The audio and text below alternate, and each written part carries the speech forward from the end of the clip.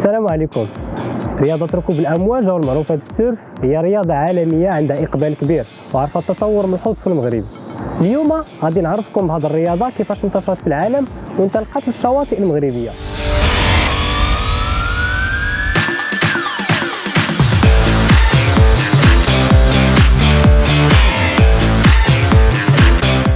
رياضة السيرف كانت لأول مرة بجزر هاواي، ومن بعد ذلك الرحالة البريطاني جيمس كوك هو اللي عرف بهذه الرياضة من خلال الكتابات ديالو. بعد ما احتلت الولايات المتحدة الأمريكية جزر هاواي منعت هذه الرياضة من طرف المبشرين المسيحيين في القرن 19، وفي القرن العشرين سبح دو كهانموكو من جزر هاواي أعاد إحياء هذه الرياضة على شواطئ كاليفورنيا واستراليا. سنة 1957 كيرجع الفضل الانتقال السيرف لأوروبا لكل من ديك زانوك وبيتر فيورتل اللي كانوا كيصوروا واحد الفيلم في الجنوب الغربي الفرنسي وكيمارسوا هذه الرياضة في شواطئ بياريتز.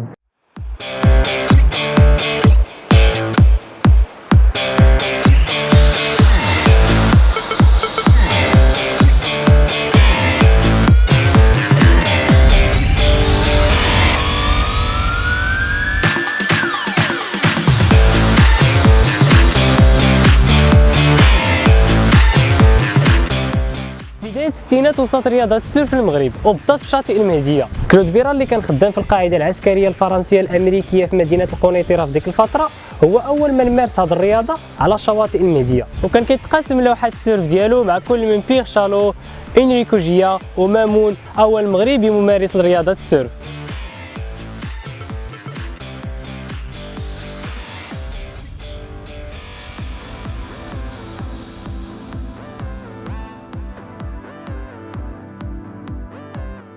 مدينة القنيطرة كيتواجد كبور عبود الملقب بالمامون، مواليد سنة 1939 وكتعتبر أول سيرفور مغربي والأب الروحي لهذه الرياضة في المغرب. يلا نتعرفوا عليه.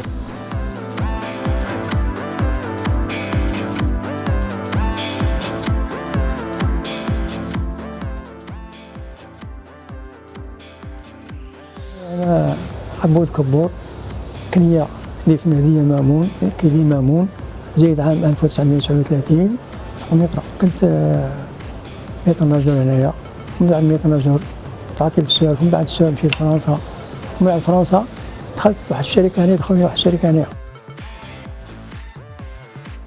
مامون على حسب مهدية، أما كنية اسمي عندي هي عبود كبور، وهنا كنقول لهم مامون. كانوا هنا شي رموكات حتى كيجي البيلوت كيدخل الباطوات هنا من المرسى يدخل من داخل قنيطرة. كاين واحد الرومورك مامون سميتو رومورك.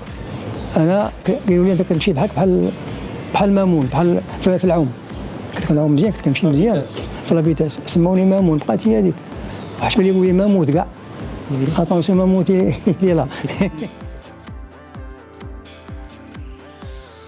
شرا هذا كلود، شرا انسوف، شابو، بقينا كنتعلموا معاه، تعلمنا معاه، بقينا شويه شريت اون بلونشيون كيجيستروني هنايا، مشيت مع البلونشا ديال السيرف. كانوا ديك الساعه لي سيرفر ولا ما كانوش؟ لا ما كانوش، انا اللي كنت صافي. على كلود بيرال كيفاش تلاقيتي معاه؟ تلاقيت معنا في المهدية، كيجي يعوم صوبيا ديك البلونشا، وانا كنت انا خدام في المهدية. خدام ميت خناجر؟